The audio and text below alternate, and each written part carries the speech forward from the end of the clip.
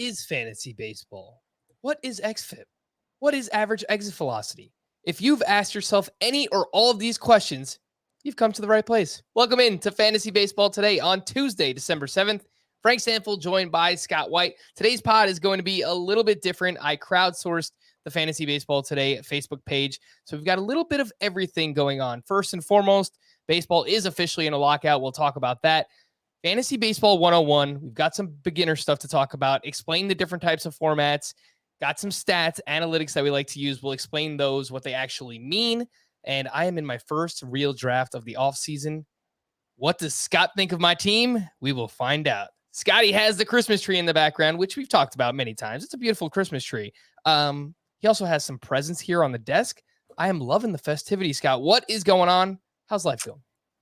It's going fine. It's going fine. Yes, I had a busy weekend of wrapping gifts. I am the designated gift wrapper in the family, to the point that I get it. I get approached by in-laws to wrap things for them too. Nobody seems to want to wrap anything.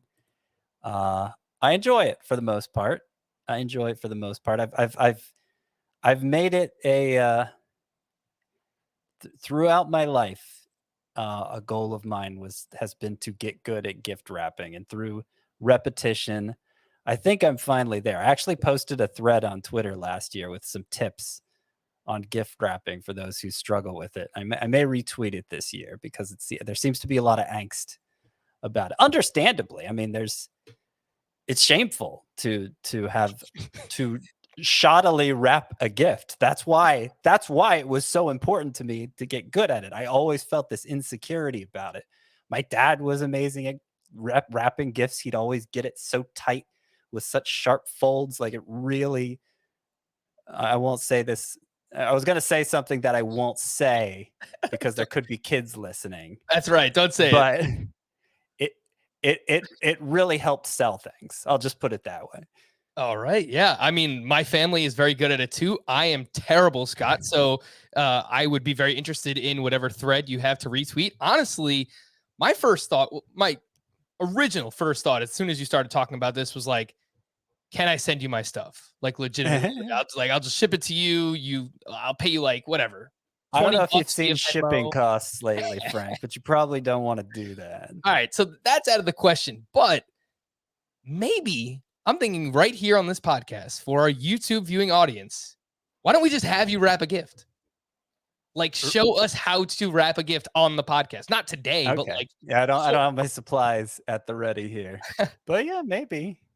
Let's do it. It might.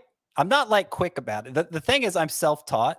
Okay. So, you hear about these people who can do it really quickly or can do it with only 3 pieces of tape. I use a fair amount of tape. I think the tape helps to get that really tight wrapping. You need things held in place while you then move on to other folds. Mm-hmm. So I tend to use a lot more tape than probably an expert gift wrapper would use. I don't buy into the 3 pieces of tape mindset at all, but it's not like it's not like there's a lot of excess tape on the outside. The extra tape that's used then gets covered over.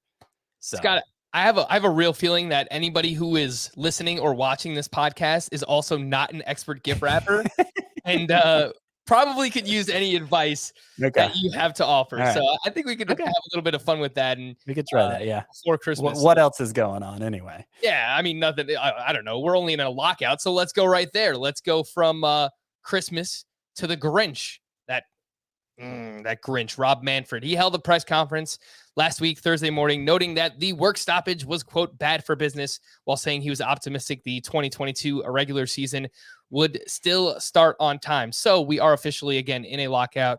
First work stoppage in baseball since the 1994-95 player strike.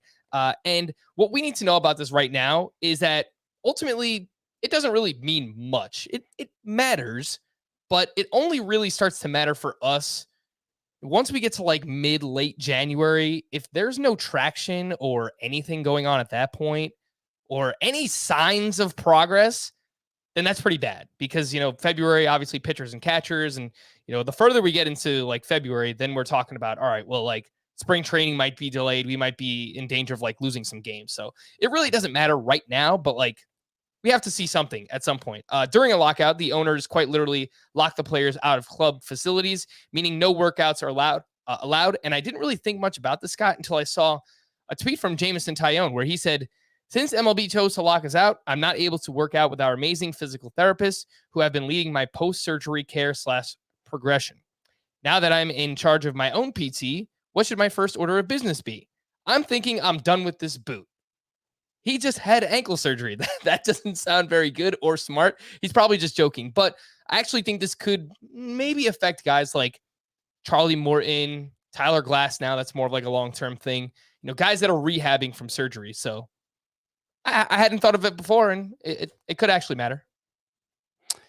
Yeah, it could matter. It could matter for players who are rehabilitating. I mean, those are the most obvious ones that come to mind, but it could impact player progression in ways that we can't even really anticipate. And we'll never really know because, a lot of times these players show up at spring training and they look like different players and we won't know exactly who lost out because of that time away from the facility because they'll just look like we remember them. They won't have progressed, So, so I'm not really sure there's any angle to take with this other than, yeah, it seems like that could be a thing.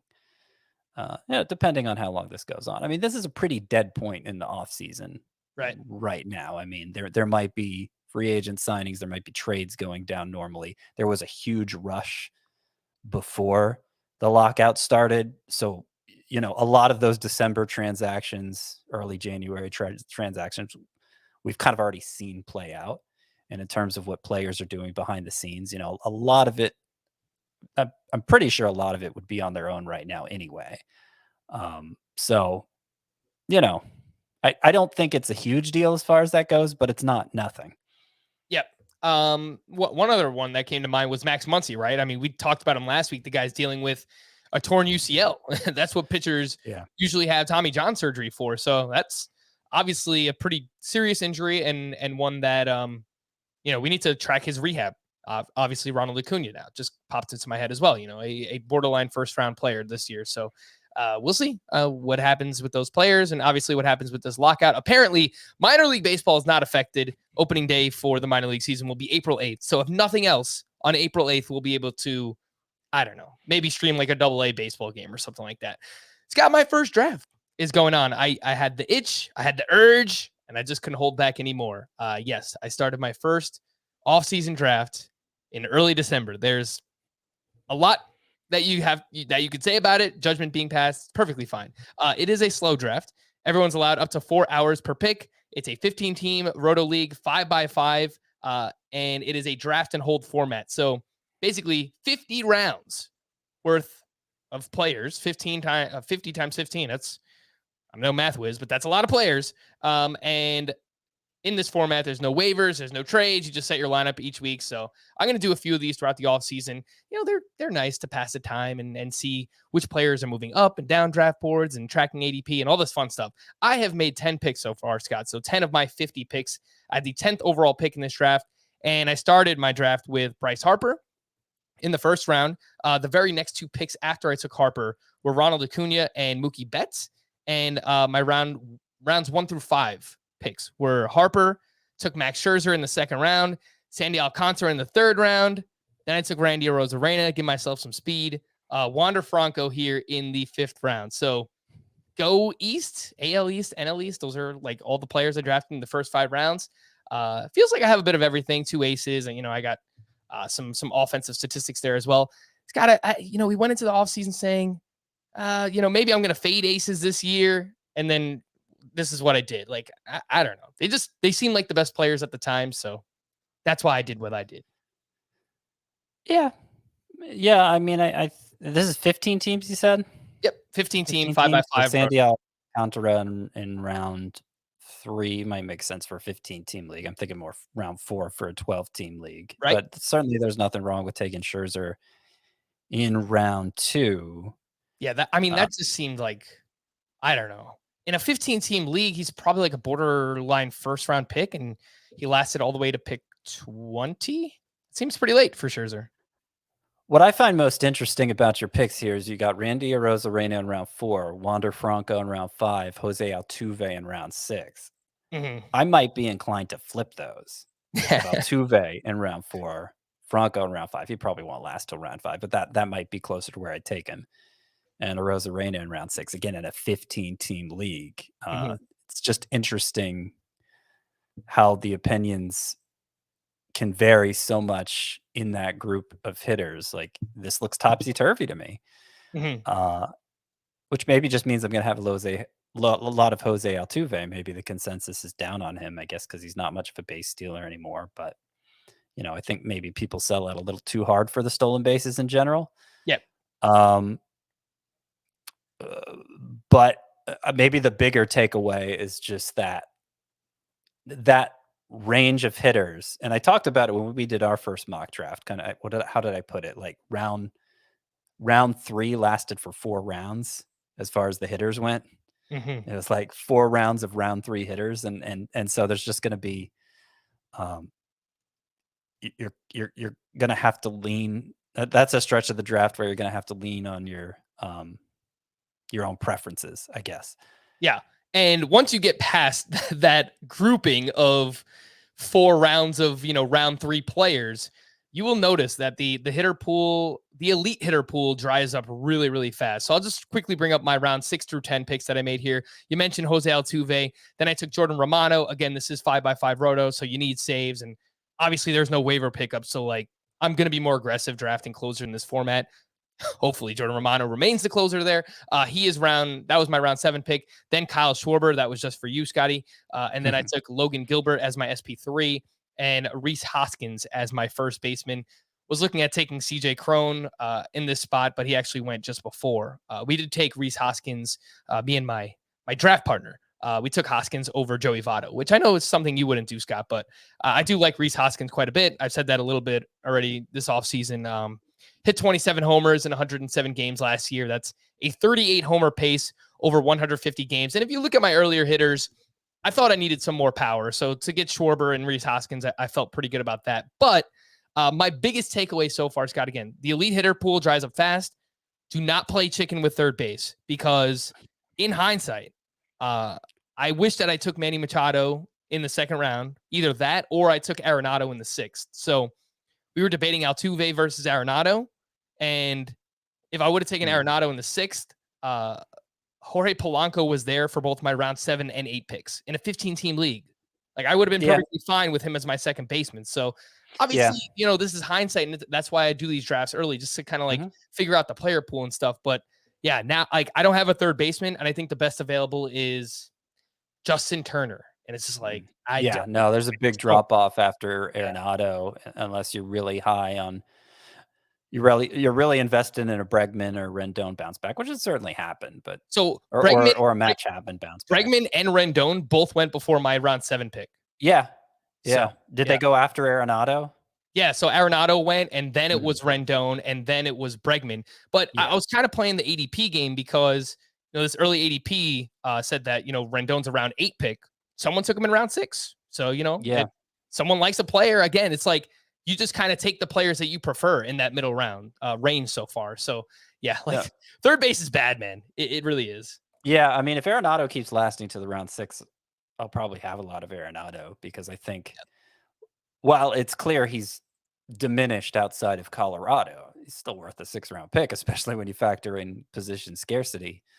So I think, as much as I like the value of Altuve there, I agree with you that you need to shore up third base. And that first mock we did, which was a 12-team Roto, I took Austin Riley at the end of round 3, which was earlier than I anticipated having, because I was fearful of what would of running out of third baseman. Now I think Arenado also went written in round 6 in that draft. I wasn't counting on that to happen. Mm-hmm. But then it happened here in this 15-team league too. So I think maybe Arenado is a name I'm going to have circled in round 6 if it keeps playing out this way. Yeah, and this was round 6 of a 15-teamer, Scott. So, Right. maybe even in a 12-team league, you might be able to even get him in the 7th or 8th round, if that's how, the consensus is kind of forming around Nolan Arenado. And I realize many people listening to this podcast play in 10-team leagues and 12-team leagues. So Yeah. I understand, like, 15-team, like, what I'm saying doesn't 15. necessarily Yeah. translate, but we do have we're going to do a 12-team mock draft next week, and we'll talk all about it. So Yeah, that will be more I relatable. actually have polled my Twitter following, which there's a lot of crossover. The majority of people who follow me on Twitter do so because of the podcast. And the number who play in 15 teams or deeper is very small. Yeah, yeah. I would imagine that is the case. The last point I wanted to make here, Scott, I don't know if you noticed this while ranking starting pitchers. I have not started the ranking process myself yet, which, all right, we're getting a little bit late here. Let's start it up, Frank. Mid-tier starting pitcher. Once you get past the top 25 or 30, it kind of feels like there's just one big blob. And not that every pitcher is necessarily the same, because they all do different things. Like, I noticed there's some innings eaters and like a Framber Valdez and a Marcus Stroman. Like, you know what you're going to get out of those guys. There's some upside arms and like a Logan Gilbert, someone I do like quite a bit, a Dylan Cease, someone like that as well. But it just kind of feels like no one differentiates himself, or like no one excels in that group. No one Yeah. leads the tier. It just seems like there's a lot of like, You're not sure who to draft first, taking yeah, into account upside, basically, yeah. downside, assurance. Yeah. No, I'm with you. We talked about that a little when we were doing the starting pitcher review slash preview. I marked that cutoff at 30. At 30 is where I have Justin Verlander, who's a difficult player to rank, and usually I stick difficult players to rank at the end of tiers like that. So Justin Verlander's my number 30 pitcher. And after that, 31, who for me is Carlos Rodon, to 55, who for me is Patrick Sandoval. I feel like you could rank them in almost any order and not get much argument for me. Yeah. So why not just wait and take whoever falls the latest out of that group, right? Well, I was actually going to ask you, in light of that thinking, Logan Gilbert is my number 53 starting pitcher. So he's in that range. He's toward the end of that range, number 53 of 55. Yeah.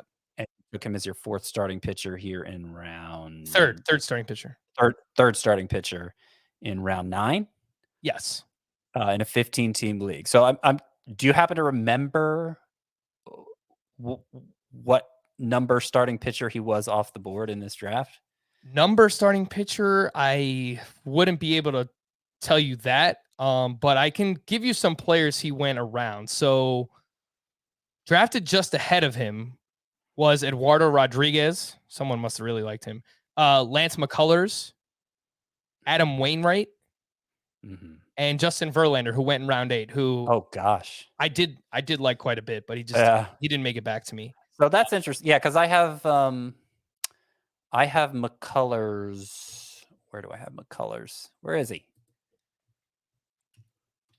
Hang on. Doing a little control F search here. Okay, I have McCullers 36, so he's on the higher end of that 31 to 55 range. I have Adam Wainwright 45th, so he's right in the middle, both ahead of Logan Gilbert. Mm-hmm. But that kind of speaks to that, because I look here at Logan Gilbert, round 9. Wow, starting pitcher gets ugly fast in a 15-team league. But it seems like that was just you kind of leaning into your preference, which everybody's going to be doing in that range of starting pitchers. Yeah, and I took Logan Gilbert just ahead of Nathan Eovaldi and Framber Valdez, who went after I took him. So my thinking both are in that range too. Framber Valdez 38th for me, Eovaldi 42nd.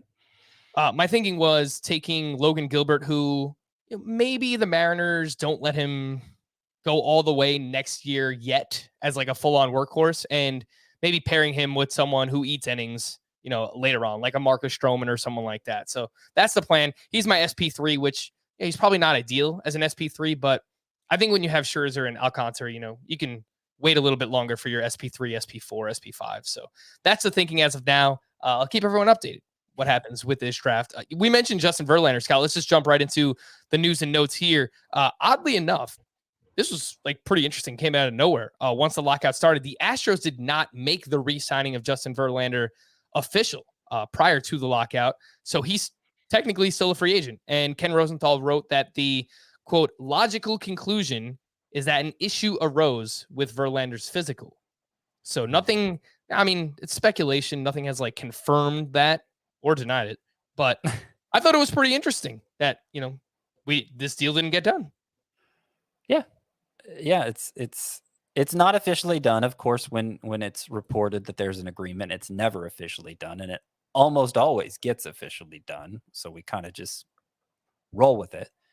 But sometimes those agreements end up being negated and are never finalized. That's not where this one is. It's in limbo. So I'm not ready to say it's fallen through. The deal's fallen through. Verlander won't be an Astro next year, but that is at least a remote possibility. There's a chance. There's still a chance for my Yankees to sign him. We definitely could use some Justin Verlander. But what showed up on the physical if it does fall through? That is a good question. By the way, you mentioned Carlos Rodon. You have him at SP31.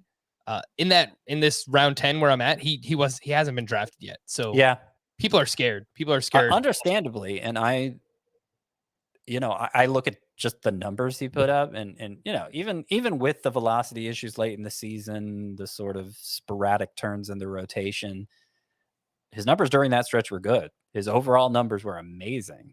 Like if there weren't those health concerns for Carlos Rodon, he'd probably be a top 15 pitcher next year. Oh yeah. So I'm reluctant to drop him too much in the rankings. But that's why I consider Carlos Rodon at the top of that blob, within that blob, at the top of that blob, but within that blob. Because if somebody ranked him 51st instead of 31st, okay, I get it. Yeah.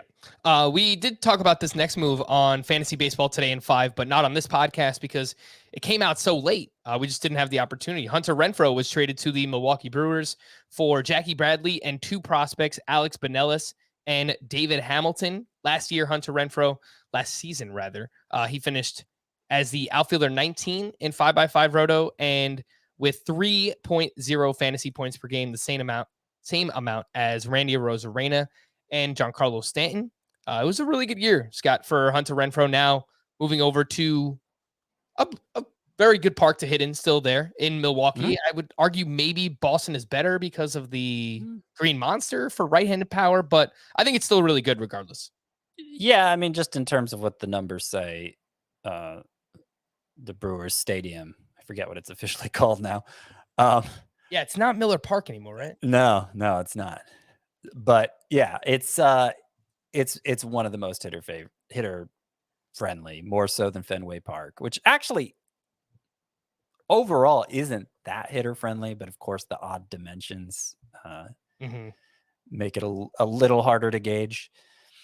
But yeah, Miller Park has obviously made some hitters over the years, or what was formerly known as Miller Park has made some hitters over the years. I feel like Hunter Renfroe, having just had that breakout season, I don't know that there's that much more for him to tap into, but it gives me more confidence drafting him as a top 40 outfielder. I think I have him. Yeah. He's just kind of vanilla, I like if I'm projecting him 250, 25 to 30 homers, maybe okay counting stats in that lineup, but it's fine. Yeah. I mean, the biggest key to his breakout last year was it's really cut down on the strikeouts. It was like a 22% rate, which is good. It's a good strikeout rate. Yep. So if you can keep that up in Miller Park, in the park formerly known as Miller Park. That's American Family Field, by the way. American Family Field. Yeah, that reminds me of Great American Ballpark, which also is not the name of where the Reds play, right? I think it still is. Oh, we're doing a great job. We're handing out all kinds of endorsements that haven't been paid for. It's still Great American Ballpark. Okay.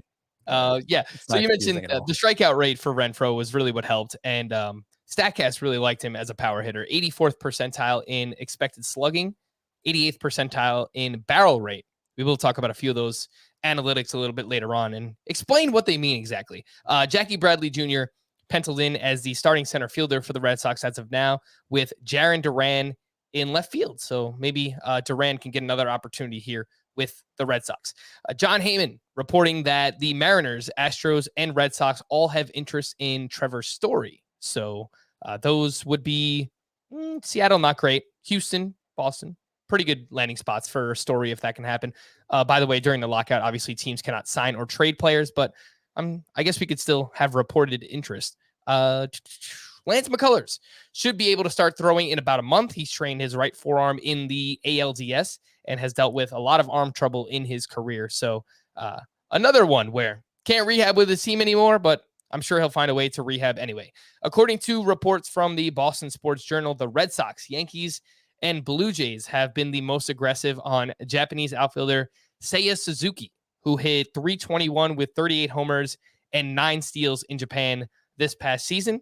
His early ADP is 254.94. So kind of an afterthought as of now, but yeah, like if he were to sign with any of those lineups, then I'm sure people would get pretty excited about one Seiya Suzuki. Last but not least, this is not really fantasy related, Scott, but maybe you have some opinions about Gil Hodges, Jim Cott, Minnie Minoso, Antonio Oliva, who were elected to the MLB Hall of Fame by the Golden Days Era Committee. Did not know what that was before I heard about all this happening. Bud Fowler and Buck O'Neill were also inducted by the Early Baseball Era Committee. The Early Baseball Era Committee considered candidates who made their contributions to baseball prior to 1950. The Golden Days Era Committee considered candidates from 1950 to 1969. Scott, did you know what either of those things were before 2 days ago? I think I think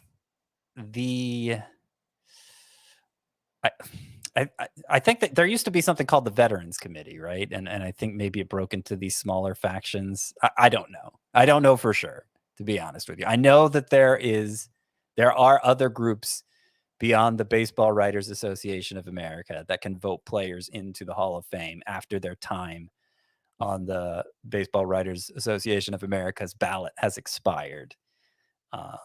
Now, if you had asked me, if you had asked me going into this news, if Gil Hodges, Jim Cott, Minnie Minoso, and Tony Oliva were already in the Hall of Fame, I could not have told you with great certainty. They're all names I've heard before, so I might have assumed they were already in. I'm not a great baseball historian prior to like 1990s, basically from the time I started following baseball to the present. You know, that you can't surprise me with too many names. But before that, I don't know a ton. I'm actually a little ashamed of my lack of knowledge from pre-1990, let's say. Yeah. Look, we're in the same boat there, Scott, because really anything like I know the names from the 90s and obviously like the early 2000s. That was, steroid era and a very popular era of baseball. But really, like, I don't know, 2005 to 2010. I mean, that's when I like really got into it. And then obviously from 2010 on, like, it's basically all I've done. But yeah, like baseball historian, I am not. A quick programming update. We will have another pod tomorrow instead of Thursday this week. I've got some tickets to wrestling.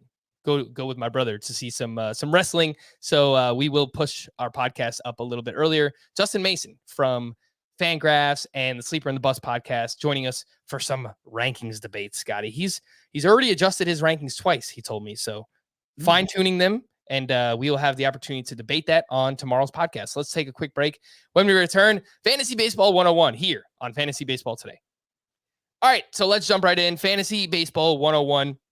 And what we're going to do for this is, first and foremost, we're going to look at the main three formats of fantasy baseball, kind of explain them, rank them in terms of our preference, and then we'll get into some of the advanced statistics, analytics, why we use them, what they mean, and all that fun stuff. But let's start with Roto, also known as rotisserie or 5x5. There's also head-to-head points and head-to-head categories, but Roto is the traditional way to play fantasy baseball. I would say the first fantasy baseball leagues were this format, the rotisserie format. And in this format, there are usually 5 hitting categories and 5 pitching categories. Those are batting average, home runs, runs scored, RBI, stolen bases for hitting, and then ERA, whip, wins, strikeouts, and saves for pitching. You can customize these to be whatever you want them to be. Some people like to use OBP or OPS instead of batting average, or saves plus holds instead of saves, quality starts instead of wins, though I don't know. Like, we're not really getting as many quality starts as we once were. So I don't know how much sense that makes anymore either. In this format, there is no head to head element whatsoever. You are not playing against a singular person on any given week. You are playing against everybody every week. And basically, you just accrue as many stats as you can all season long. You want to rank as high in each of those statistics as you possibly can. You want to focus on a balanced roster. Ideally, you don't want to punt any categories. Scott, would you say that that is a fair assessment of Roto, rotisserie? Anything else you'd like to add about that format? So the thing to really stress about Roto or 5x5, any category, any non-head-to-head category format like that, is that there are diminishing returns for your team's performance in each specific category, because you can have all the home runs in the world, but the most points you can get from your home run. You could have every home run hit in the majors that year, but the most points you can get from that home run category is 12, assuming you're in a 12-team league. If it's 15 team league, you could get 15 points. But it's just the number of points you get from that category is where your team ranks in that category. So you have to balance the categories. You can't. There is such a thing as punting, where you maybe completely neglect a category, and you can get away with it if your team's strong enough in the others, but you probably just one category you can get away with being really weak and still win the league. But the idea is to finish in a 12-team league about fourth in everything. If you can manage that. Of course, it's never going to work out that you're exactly fourth in everything, but that would add up to fourth in everything would add up. Let's see, 9 points times 10, 90 points. 90 points is usually going to be enough to win you a 12-team Roto league. So that's one way to think about it. Yeah, I'm actually looking at our Memorial Magazine League from this past season, and Greg Lathrop won it with 92 total points. I'm not going to say where you finished, Scott. I finished fourth in this league. I was so bad for like majority of the seasons. Adam would always text me and mess with me and be like, this is the worst Roto team I've ever seen in my life. And then lo and behold, I passed him. I finished fourth. So nice little bounce back there. But yeah, that's what you want to aim to do. You want to finish top 4 in each category. So again, like building out a balanced roster. If you finish last in one category, you need to finish in third place or better in all of the other 9 categories. So that's like a way to think about it. But again, balance is really the way that you want to go in the Roto / 5x5 rotisserie format. Head-to-head points. This is the format that is most like fantasy football. And I think it's the easiest to pick up if you're trying to play fantasy baseball for the first time. You earn fantasy points for different stats. For example, you get 1 fantasy point per single, 2 fantasy points per double, so on and so forth there. You get 1 point per RBI, 1 point per run scored, 2 points for a stolen base. For pitching, you get 1 point per out recorded, half a point per strikeout, and you get bonus points for quality starts, for example, gives you 3 points. You get 7 points for a win. You also get -5 points for a loss. And you can customize these point values to be whatever you want. So that's just the basic scoring format here on CBS. If you think that pitching is awarded too many points, then you can maybe lower a win to 5 points or 3 points or something like that, or just get rid of quality starts, whatever you want to do, or make it less than 1 point per out, something like that. So like you could just customize it to be whatever you want it to be, though pitching has been known to be pretty dominant in this format. We'll talk about that a bunch before draft season, I am sure. Scott, anything that you'd like to add on the head-to-head points format? Yeah, just that it kind of came about because of fantasy football. It's based on fantasy football scoring, and it's more accessible to people who've played fantasy football for a long time, but maybe haven't transitioned over to fantasy baseball yet. I happen to prefer it. It's what I started with, but there are other reasons I prefer it. The idea that the example I gave in Roto, you could have every home run hit in the majors for that year and only get 12 points from home runs. Well, that doesn't matter in head-to-head points leagues. I mean, a home run is always worth the number of points it's worth. So you can construct your lineup in a variety of different ways.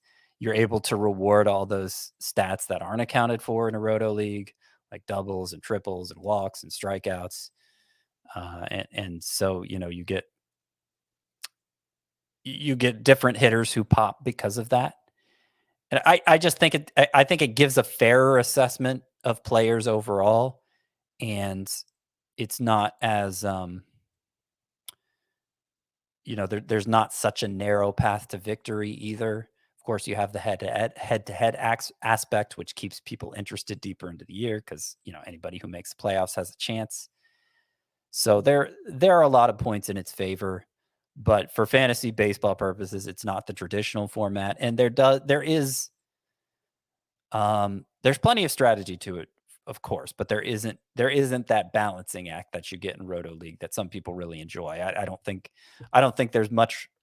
It really represents real baseball in any meaningful way, that balance that you get in Roto Leagues, but some people just enjoy that juggling act and miss it when they play in head-to-head points leagues. Let's be completely honest, Scott. Roto fantasy baseball is boring. It is not fun. It's not the fun way to play fantasy baseball. Well, like completely. that's I wouldn't characterize it that way. That's a little harsh. It's preference. I understand, but I look if you're losing, like it's easier to lose interest in Roto because only the top team at the end of the season, only that counts for anything. There's no playoffs, so you can't be fighting for 6th place or something in early August. It keeps head-to-head keeps more of the league interested for longer. Yes. But yeah, I mean, if you are in one of those top 3 teams in a close race in a Roto league, it's still plenty interesting in the end, at the end of the season when those, when you're fighting for that top spot. But obviously not as many teams are involved in that. And calling it boring. Look, all right, you're right, Scott. It was a little harsh. That's relative to head-to-head. I think for me, I'm with you. Like my preference is head-to-head points. Actually, a head-to-head points salary cap league, like that's my favorite. Go out and get whatever players you want. It's my favorite way to play it. That's the format that Tout Wars is, and I guess there's no surprise why I performed well in it this past season. But yeah, I just think head-to-head points relative to Roto. I don't want any fantasy baseball purists coming for my head or anything and yelling at me. But I do think head-to-head points is more fun overall. I can't really imagine having a Roto league as your only fantasy baseball league. I feel like you'd be losing a lot of the experience. And I've never had that. I've never known that because I started as a head-to-head points player and picked up other formats as I went along from there. So I've never known just, my Roto team, this is my fantasy baseball team for the year, and whatever happens, happens. Yeah, that seems like it would be lacking something. And I brought up the points that you made about Roto. I brought them up a while ago to Nando DeFino, who used to be on this podcast. Actually, fun story. I met up with Nando last Friday. We were in the city, had a bunch of like escapades. It was a fun time. But I'm like, Nando, a walk doesn't matter in Roto. A double doesn't matter more than a single in Roto. A triple doesn't matter. He's like, what are you talking about? You're still getting on base. You hit a double, you're more likely to score a run. You're more likely to score some, drive someone in. I'm like, yeah, in theory, that's right. But like it in the grand scheme of things, like if you have a player on the, let's just say, I don't know, the Pirates who hits a lot of doubles, might not really matter, like you might not score a lot of runs. You might not get a lot of RBIs. So yeah, that was always my argument against him whenever he would say that. But yeah, I've had similar discussions with Nando DeFino on this very podcast, if you want to dig up the archives. Ooh, maybe I would say maybe I'll look into that, but there's a lot going on this time of year. Football, baseball. We've got some stuff. Head-to-head categories. That's the last main format. This is basically a hybrid between the previous 2 formats that we've talked about thus far. You face one opponent each week. Instead of earning fantasy points for what your players do, you and your opponent accumulate stats in each of the 10 categories, which I mentioned earlier, or really however many categories you want to play with, 12, 14, 8. You can really play with as many as you want to. If you have more home runs than your opponent by the end of that weekly scoring period, then you win that category. This is where things get a little bit interesting in head-to-head categories because there are two different ways to track standings in this format. Say you win 6 categories and you lose 4 against your opponent. You can either count those as one weekly win, or you can set it up where your weekly score keeps adding to your record each and every week. So, for example, you win 6-4 in week 1, you lose 4-6 in week 2. Your record after the first 2 weeks is now 10-10, which I actually prefer. I like playing it out. Otherwise, it would be 1-1 if you set it up the other way. Yep. So yeah, I mean, this is the format where like you can set it up with different categories and you can kind of get crazy with it and come up with different strategies. And we've talked about the Marmol strategy, using a bunch of relievers. And, this is where you can really show off your creativity in terms of strategies. Yeah, some people have described head-to-head categories as the best of both worlds. I kind of feel like it's the worst of both worlds. Yeah, I agree. To be honest, it's my least favorite of the 3, and I think the biggest flaw for head-to-head categories is that the ratio stats that batting average, ERA, and WHIP, the ones that aren't just a counting number, it's a ratio instead, and those can get skewed pretty heavily in the sample of only 1 week, and it can, you could draft you could draft a really strong pitching staff, maybe even go Marmol's strategy with relievers. I'm going to win ERA and WHIP every week. And the timing of when one particular pitcher gets blasted makes it so that doesn't happen. And I understand you could say, oh, well, that's the same thing in head-to-head points. A pitcher got blasted when you weren't expecting it, and he scored -2 points instead of 25 or whatever. But it feels like the consequences are much harsher in a head-to-head categories league, just the way the math works out. This is just my experience. I mean, I haven't actually studied it, but I find it's more frustrating dealing with those outlier performances over a 1-week period when the scoring is categories instead of points. So that's my biggest frustration with head-to-head categories leagues.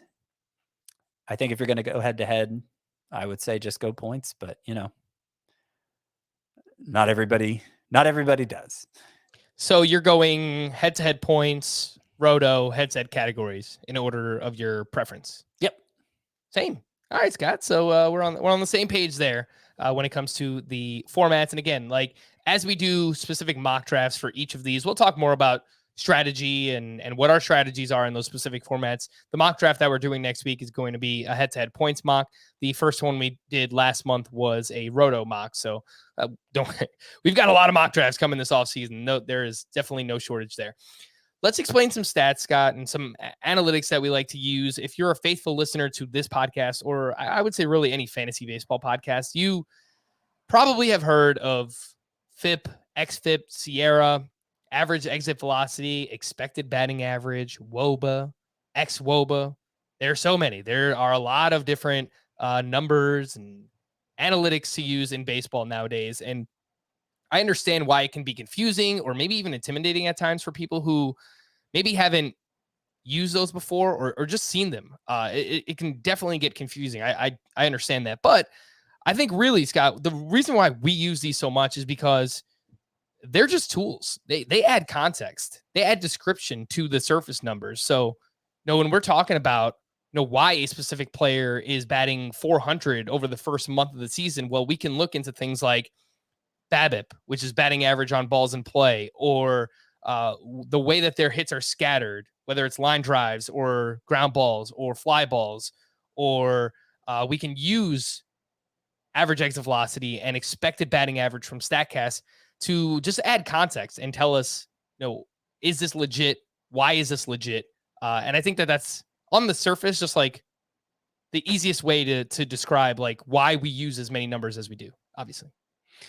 Yeah, and I will say that I never incorporate any advanced stat into my analysis, really, unless I'm convinced that it means something and then I know what it means. So you will always find other analysts that start working with the stat before I do. I'll always be a little late to the party as far as that goes, because I don't want to use it just for the sake of using it. That's that's being inaccessible for no good reason, because it is hard to keep up with it. It's hard for me even to keep up with it.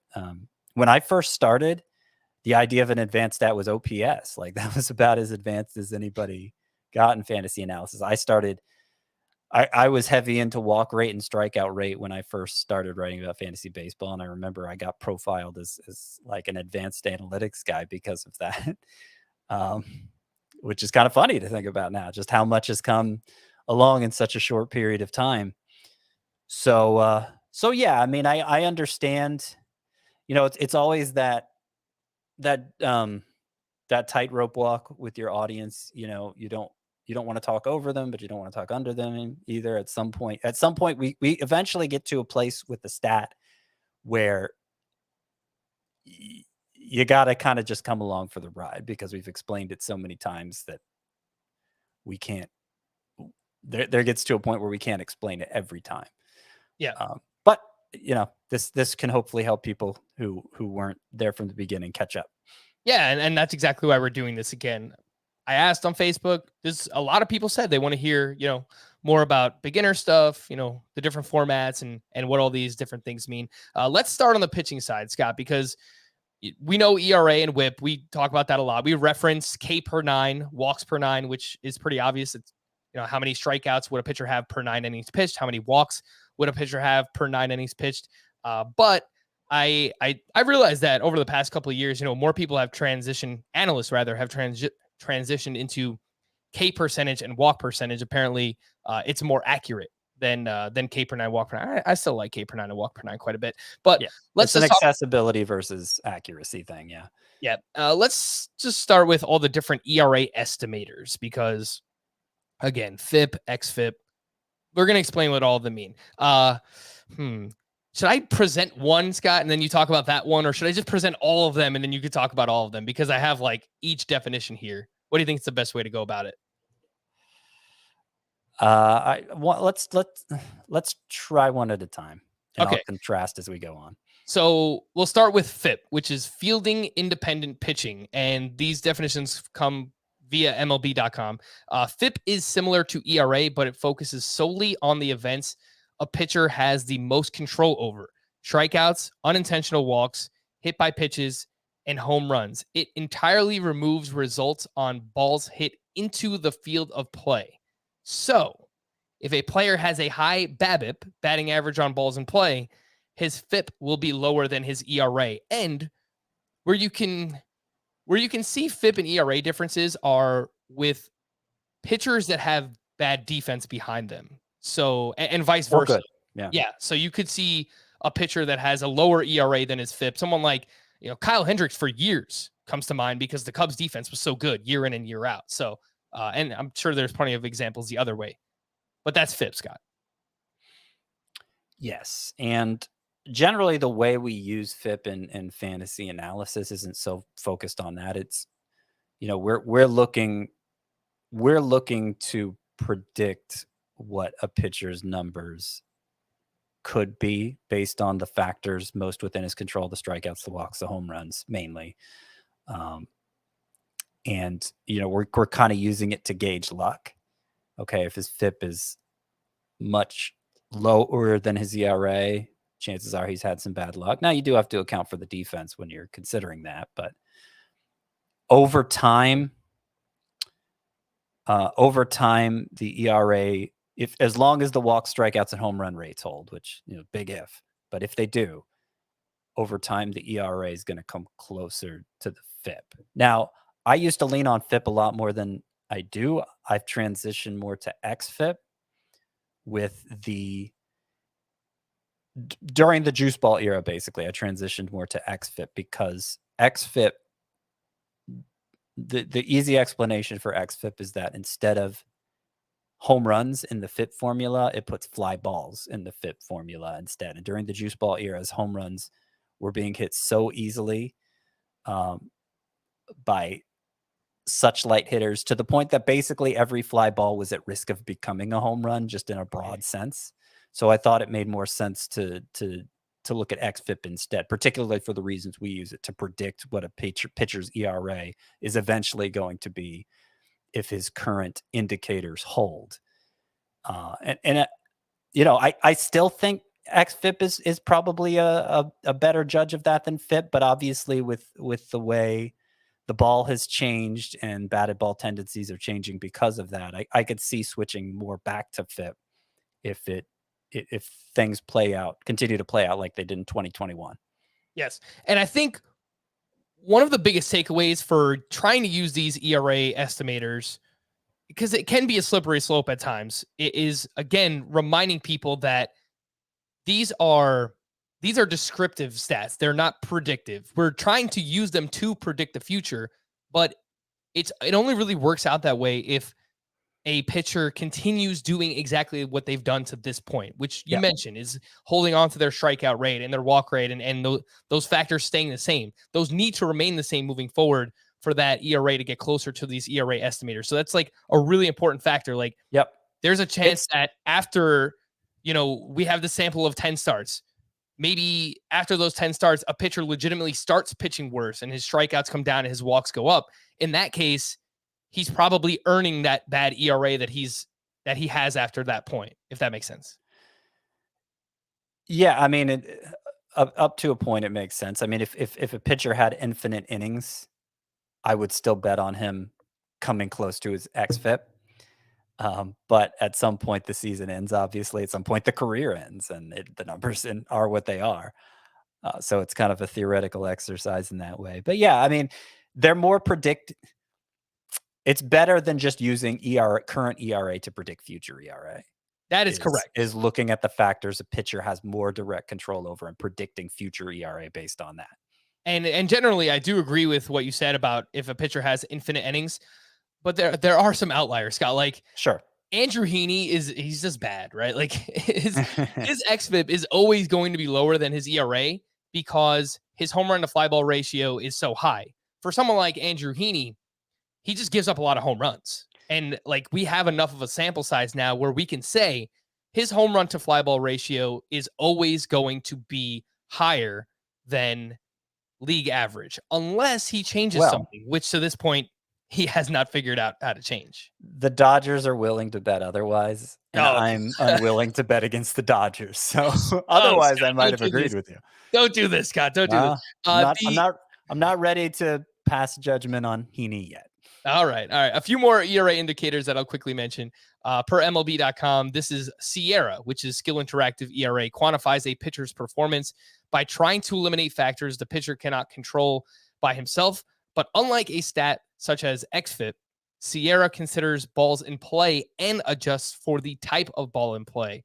So if a pitcher has a high xFIP, but has also induced a high proportion of grounders and pop-ups instead of line drives, his Sierra will be lower than his xFIP. Technically, Sierra is the best of the three, Scott, because like it takes xFIP and just builds off of it. So I've gravitated more towards Sierra and expected ERA over the past couple of seasons myself. Yeah, I think it might be a little too granular because for prediction purposes, right? Not for explanatory purposes of what happened. It's a fine line between a pop-up and a home run at times. Yeah. And I think maybe Sierra overemphasizes that for prediction purposes again. I don't use Sierra much at all. Okay. The results tend to be a lot like xFIP. Those two numbers for most pitchers are very similar, xFIP and Sierra. Occasionally you'll see one that's maybe half a run difference, but very rarely. And all of these that we're talking about, you can find over at fangraphs.com, FIP, xFIP, Sierra, and they have included the StatCast numbers now as well. But specifically, if you go to baseballsavant.com, that's where you can find like a plethora of different StatCast data. And if we're talking about StatCast, xERA is their main ERA predictor, which basically tells you what a pitcher's ERA should be based on the quality of contact that he's allowed. There's like more to it than that, but that's kind of like the gist of it. Well, that's true for basically all the StatCast stats. So most of the X stats, the stats with an X in front of them, obviously not xFIP. X just stands for expected in the analytics world. But a lot of those X stats that we cite, XBA, X slug, X WOBA, those come from StatCast, and all of the StatCast stats are based on this video system they've designed where that gives a probability for every batted ball. And I've found, specifically xERA, of these ERA estimators, I've found that it's the most accurate at explaining what's already happened. Okay. But my experience with xERA is that it's not particularly accurate at explaining what's to come. I still trust xFIP for more than that. And I could have my mind changed on that if somebody has compelling research. But that my experience with xERA is really good at matching ERA, not the best at predicting ERA. A few other pitching stats that I like to use on Fangraphs: swinging strike rate, K minus walk percentage. Scott, I know you use swinging strike rate quite a bit as well. I mean, it's pretty straightforward. Obviously, the pitchers that generate swings and misses, it helps with predicting strikeouts and causing strikeouts to happen. So it's probably my favorite pitcher stat. yeah, K minus walk percentage, I've really come around on though the past couple of years, which, it's obvious, right? Like it's K to walk ratio, but it's in percentage form. So obviously a higher K minus walk percentage is better. And it's generally pretty predictive for pitcher performance. On the hitter side of things, we don't have much time left, 5 minutes here, but I'll talk about what I like to use on Fangraphs. Let's just start with Fangraphs rather. That's where you could find specific batted ball percentages: line drive rate, ground ball rate, fly ball rate, hard hit percentage, home run to fly ball ratio. And again, each of these help us tell a hitter's story. So if they're hitting the ball hard and hitting the ball in the air quite a bit, they have a lower home run to fly ball ratio than their career mark. That tells us that they are likely due for regression in terms of, yes, more of those fly balls are going to start to go out if they continue to hit the ball the way that they have to this point. Again, it's not necessarily predictive unless they keep hitting the ball that way. So those are the things that I like to look at over on Fangraphs, Scott. Yeah, that's still I still look at those a lot on Fangraphs too. Now those predate StatCast, and StatCast has its own line drive, ground ball, fly ball percentages that sometimes look quite a bit different from what's on Fangraphs. And I don't know if that's because their standards for what a line drive is versus a fly ball are different. I know they come from two different data sources. Yeah, they do. And StatCast is obviously the same one, the camera system that calculates probability based on how hard the ball was hit, what the trajectory was, and where it lands on the field. So my hunch is that StatCast is probably more accurate just because that seems to be the way things go. But I tend to use Fangraphs measurements of that more just because I'm more familiar with it. Maybe a little resistant to change, maybe a little unwilling to recalibrate what my idea of a good line drive rate is versus a good ground ball rate. And I don't really feel like Fangraphs has steered me wrong with that. So I tend to look at that more still. But I'm less inclined to cite specific numbers now because of that disparity. Like this guy's a 55% ground balls you wouldn't think would be. Maybe it's really more line drives. This guy has a 25% line drive rate. I might just say he has a high line drive rate. His line drive rate is comparable to this player, which makes for easier listening anyway than throwing out specific numbers. Yeah. And I think that's honestly what I need to get better at, just like in terms of like this podcast, right? Like if we're just being completely transparent, I think that there are probably times where maybe I use even too many numbers, Scott. So like, I think that you kind of do a good job of explaining it without having to say the stat, which is something I've actually struggled a little bit more with. They really hammered that into me. I was very resistant to that idea, but yeah. Saves on prep time too. When you don't need the specific number. So that's ultimately what won me over. On Fangraphs, another popular all-encompassing hitter metric is WOBA, which is also known as weighted on-base average. It's similar to on-base percentage, but instead it takes into account how a player got on base. It adds more weight to things like home runs and triples, which makes sense. Obviously, they're more valuable to hit home runs and triples than singles and walks.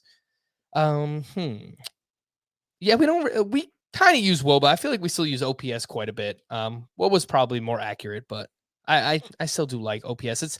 I feel Yeah. like the classic fantasy baseball podcast listener, maybe I'm just making this up, but I feel like they probably prefer OPS as well.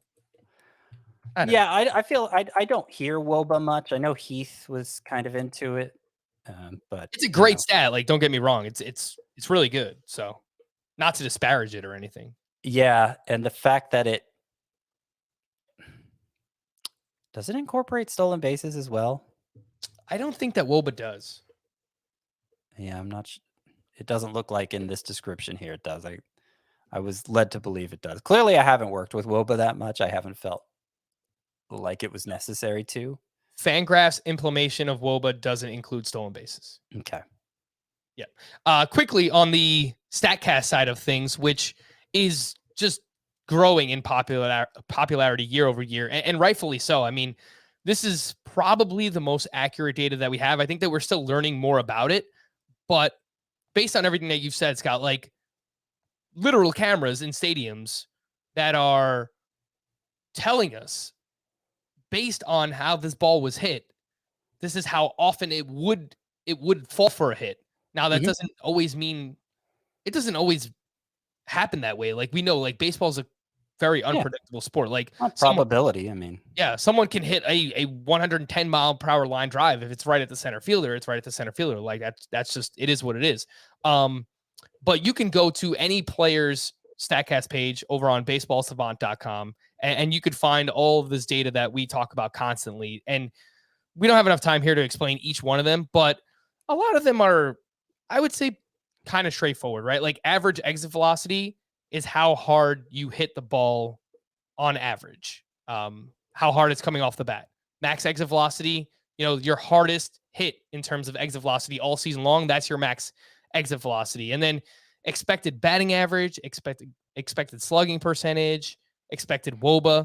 Those are all just based on your quality of contact. So again, that just goes back to like everything else that we've said. I don't know if there's anything that you'd like to add on the StatCast Yes, hitter there side. is. Sneak peek into what will be a change in my analysis that you've probably already heard if you listen to every episode.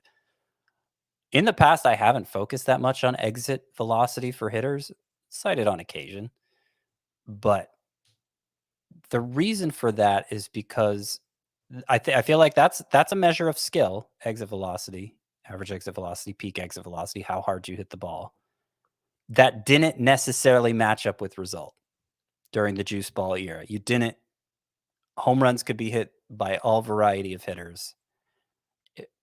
Obviously, more exit velocity helped, but it didn't. It wasn't a clear correlation between those two stats. And I think last year, with the introduction of the deadened baseball for at least some percentage of the time, that skill became more tied to the result, to the point that players who aren't delivering those premium exit velocities did seem to suffer in the home run column quite a bit more. I'm thinking guys like DJ LeMahieu, Gleyber Torres.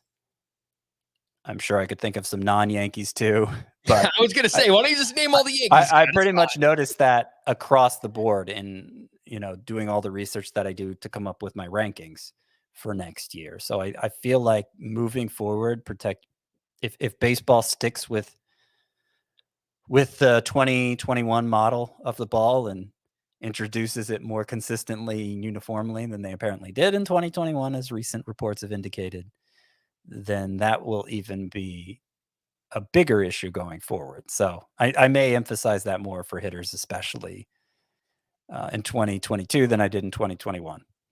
Yeah, I think that makes a ton of sense. Alex Bregman, someone that stands out in that category Yep. of, would hit a lot of home runs, but didn't necessarily hit the ball hard. So we have to learn more about the baseball.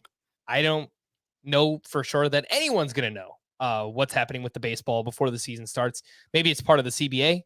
That is yet to be determined. But yeah, this podcast was a little bit different. Actually, yeah, I had a lot of fun talking about this stuff and kind of learning about it a little bit more myself as well. So let us know, tweet at us, email us in, tell us, if this was helpful enough for you. And maybe it's something we kind of revisit every off season to help not only you guys out, but I think help us out a little bit as well. For Scott, I am Frank. Thank you all for listening and watching Fantasy Baseball today. We'll be back again tomorrow.